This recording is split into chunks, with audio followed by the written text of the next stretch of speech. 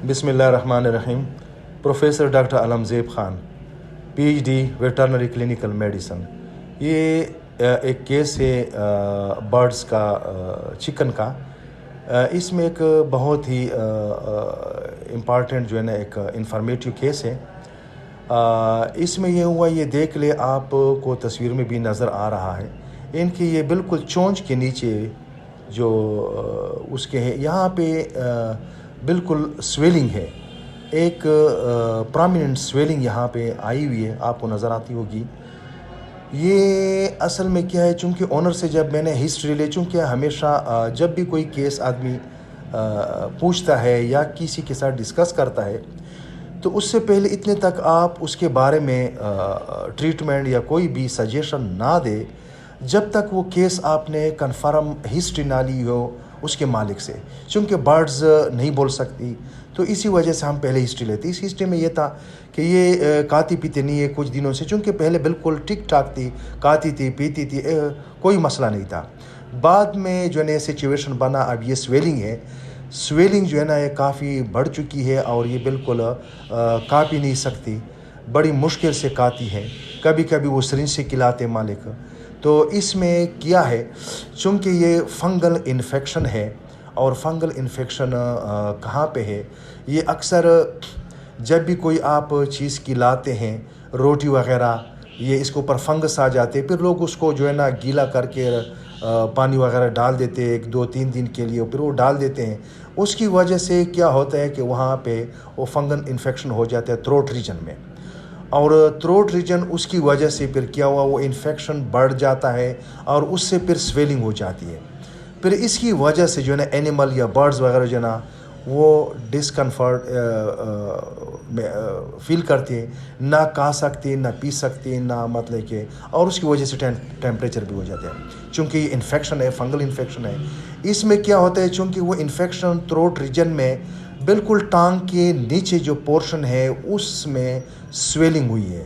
उस स्वेलिंग की वजह से चूँकि इनकी जो टांग है, ज़बान है, उनकी साइज़ जो है ना उसके ऊपर जो है ना प्रेशर बढ़ जाता है, वो हेवी हो जाती है। उसके जो बेसमेंट है ज़बान की, उस बेसमेंट हैवीपन की वजह से ज़बान नीचे गिर जाती है। नीचे गिरने का मतलब ये है कि वो ज़बान जब कोई चीज़ खाती पीती है तो वो प्रॉपरली उस चीज़ को कैचअप नहीं कर सके, मतलब कि उसको पकड़ नहीं सकती वो चीज़। चूँकि ज़बान पूरी तरीके से बाहर की तरफ नहीं निकलती, वो नीचे ही रहती है, अंदर ही अंदर रहती है। जब देखो अभी मैं इसकी मुंह खोलता हूँ, तो वो मुंह खोलने के बाद आपको नज़र आ जाएगा कि ज़बान आपको प्रॉपरली बाहर की तरफ जो नॉर्मल बर्ड्स की होती है उस तरह नहीं होती।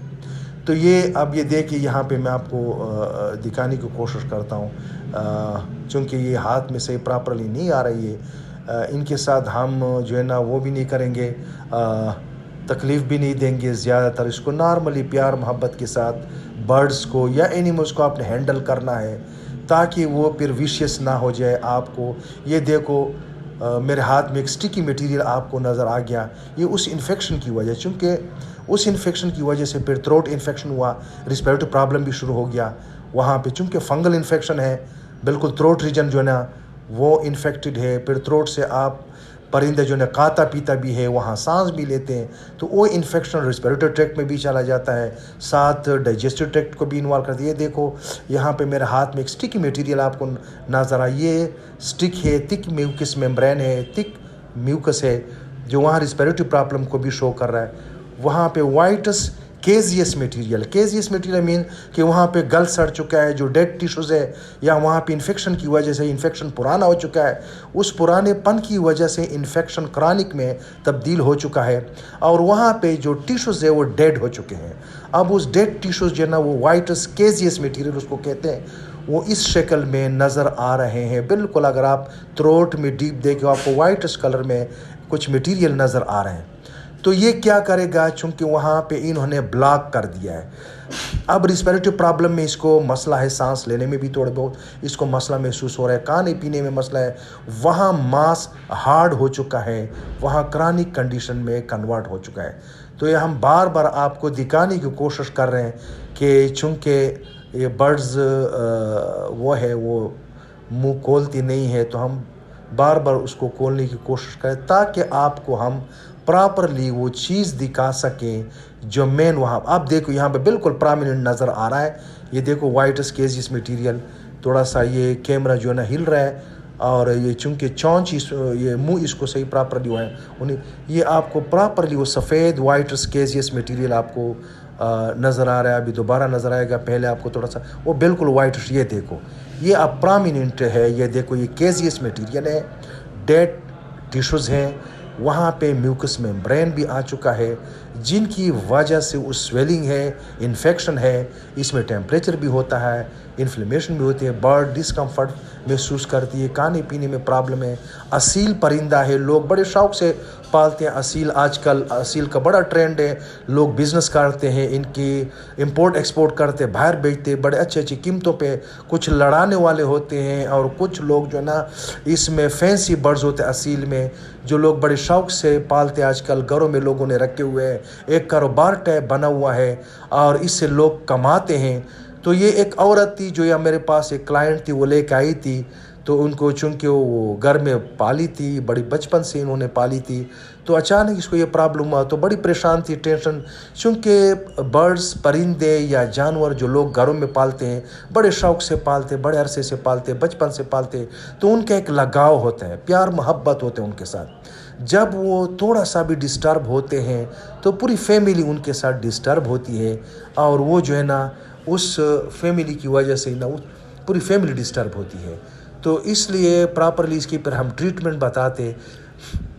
ट्रीटमेंट इसका हम क्या करते हैं, चूँकि प्रॉपरली इसकी हम सफाई करते हैं।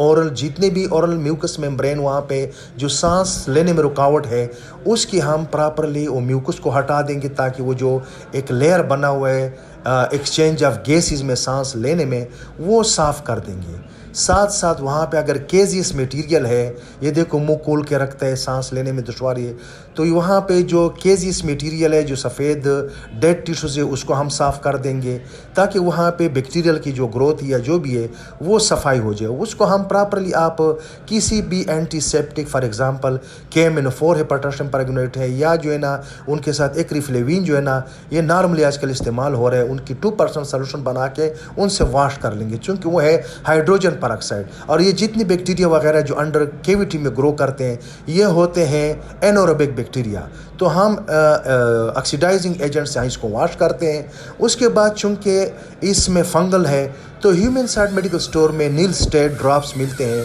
नील स्टेट ड्रॉप्स। तो वो ड्रॉप्स जो है ना हम सुबह और शाम को उसको 1-2 कतरे हम जो है ना इसके मुँह में डालेंगे, कम से कम 3, 4 या 5 दिन तक देंगे।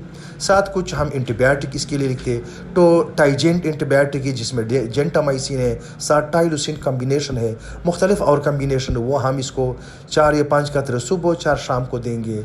और साथ साथ हम जो है ना इसको ब्रोफिन सिरप, वो थोड़ा सा मतलब कि 2-3 कतरे सुबह और शाम को देंगे, ताकि इसमें अगर टेम्परेचर है वो भी ख़त्म हो जाए।